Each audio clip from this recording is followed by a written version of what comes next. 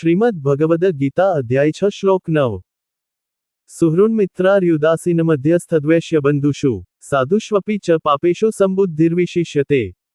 योगीओ सर्वने शुभेच्छको મિત્રો શત્રુઓ પવિત્ર લોકો અને પાપીઓને નિષ્પક્ષ બુદ્ધિથી જોવે છે। તે યોગી કે જે મિત્ર સાથી અને શત્રુ પ્રત્યે સમાન બુદ્ધિ ધરાવે છે, શત્રુ અને સંબંધીઓ પ્રત્યે તટસ્થ રહે છે અને પુણ્યશાળી અને પાપી પ્રત્યે સમદર્શી રહે છે, તેને મનુષ્યોમાં વિશિષ્ટ ગણવામાં આવે છે।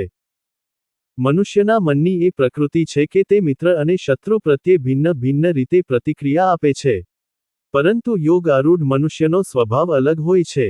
ભગવાનના અનુભૂત જ્ઞાનથી સંપન્ન સિદ્ધ યોગી સમગ્ર સર્જનને ભગવાન સાથેના ઐક્ય સ્વરૂપે જોવે છે।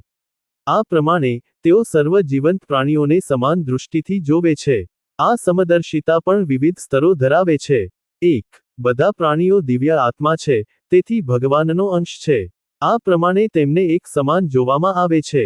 આત્મવત સર્વભૂતેષુ ય પશ્યતિ સ પંડિતા, સાચો પંડિત એ છે કે જે દરેકને આત્મા સ્વરૂપે જોવે છે અને એ રીતે સર્વને સ્વયંની સમાન ગણે છે। 2. ઉચ્ચતર દૃષ્ટિ, ભગવાન પ્રત્યેક જીવમાં બિરાજમાન છે અને તેથી સર્વ એક સમાન માનને પાત્ર છે। 3. ઉચ્ચતમ કક્ષાએ યોગીની દૃષ્ટિનો વિકાસ આ પ્રમાણે થાય। વૈદિક ગ્રંથો પૂન વર્ણન કરે છે કે સમગ્ર વિશ્વ એ ભગવાનનું સાક્ષાત સ્વરૂપ છે। ઈશાવાસ્યમ ઈદ સર્વં યત્ કિંચ જગત્યાં જગત, ઈશોપનિષદ 1, સમગ્ર બ્રહ્માંડ તેના સર્વ ચેતન અને અચેતન પ્રાણીઓ સહિત પરમાત્માનું પ્રગટીકરણ છે કે જેઓ તેમની અંદર વિદ્યમાન છે। પુરુષ એ વેદ સર્વં પુરુષ સુક્તમ, ઋગ્વેદ ભગવાન આ વિશ્વમાં સર્વત્ર છે અને સર્વ પદાર્થો તેમની શક્તિ છે।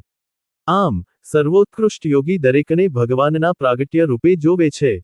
આવી દૃષ્ટિથી સંપન્ન હનુમાન કહે છે, સિય રામમય સબ જગ જાની, રામાયણ, હું દરેક પ્રાણીમાં સીતા રામનું મુખ જોઉં છું। આ શ્રેણીઓની વિસ્તૃત ચર્ચા 6.31 શ્લોકના ભાષ્યમાં કરવામાં આવી છે। ઉપરોક્ત ત્રણેય શ્રેણીઓના સંદર્ભમાં શ્રીકૃષ્ણ કહે છે કે જે યોગી સર્વ મનુષ્યો પ્રત્યે સમદર્શિતા જાળવી રાખે છે, તે અગાઉના શ્લોકમાં વર્ણિત યોગી કરતાં પણ અધિક ઉન્નત છે। યોગ અવસ્થાનું વર્ણન કરીને આગળના શ્લોકના પ્રારંભથી શ્રીકૃષ્ણ એ સાધનાનું વર્ણન કરે છે કે જેના દ્વારા આપણે આ અવસ્થા પ્રાપ્ત કરી શકીએ।